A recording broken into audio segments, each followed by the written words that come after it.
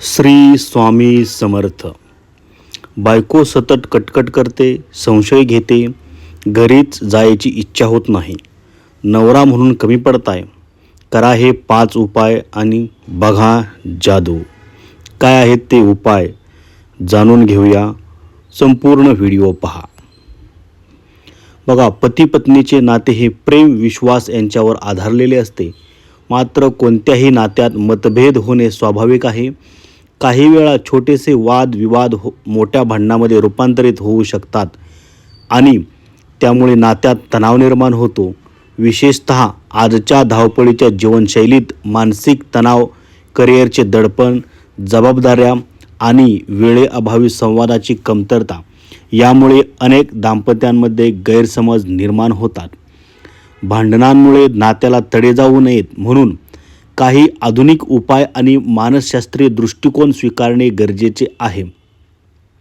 चला तर मग जाणून घेऊया पती पत्नीमधील वाद कमी करून त्यांचे नाते अधिक दृढ करण्यासाठी कोणते उपाय प्रभावी ठरू शकतात. उपाय नंबर 1. संवाद हा नात्याचा आधारस्तंभ असतो. बघा, जोडीदाराशी खुला आणि प्रामाणिक संवाद साधणे हे कोणत्याही नात्यातील सर्वात महत्त्वाचे तत्त्व आहे.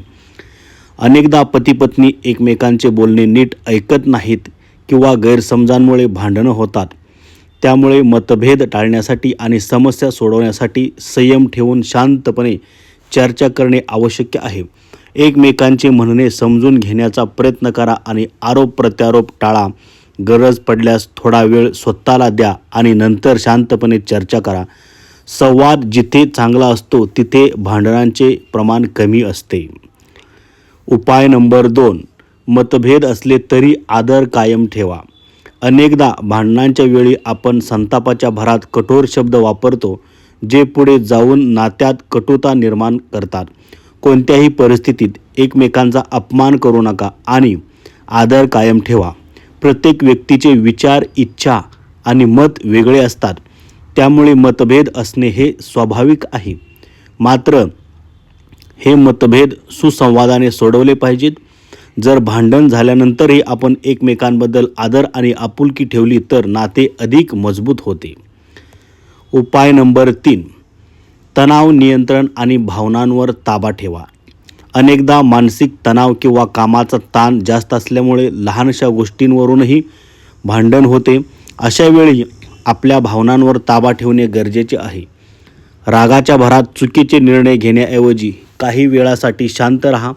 दीर्घ श्वास घ्या, मन शांत ठेवा आणि नंतर गोष्टी स्पष्ट करा. जर दोघांनाही तणाव वाटत असेल तर एकत्र वेळ घालवा, जसे की एकत्र चालायला जा, आवडती गाणी ऐका, फिरायला जा. यामुळे नात्यातील तणाव कमी होतो. उपाय नंबर 4. मी नाही आपण या दृष्टिकोनाने विचार करा.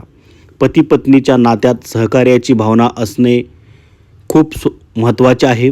अनेकदा भांडणांचे कारण मी बरोबर आहे, तू चूक आहेस या मानसिकतेतून निर्माण होते. त्याऐवजी आपण दोघांनी मिळून यावर उपाय शोधू या दृष्टिकोनाने विचार केला तर समस्या लवकर सुटू शकते. एकमेकांची मदत घेऊन आणि सहकार्याची भावना ठेवून कोणतीही अडचण सोडवली जाऊ शकते. त्यामुळे मी ऐवजी आपण या भावनेला प्राधान्य द्या. आणि उपाय नंबर 5.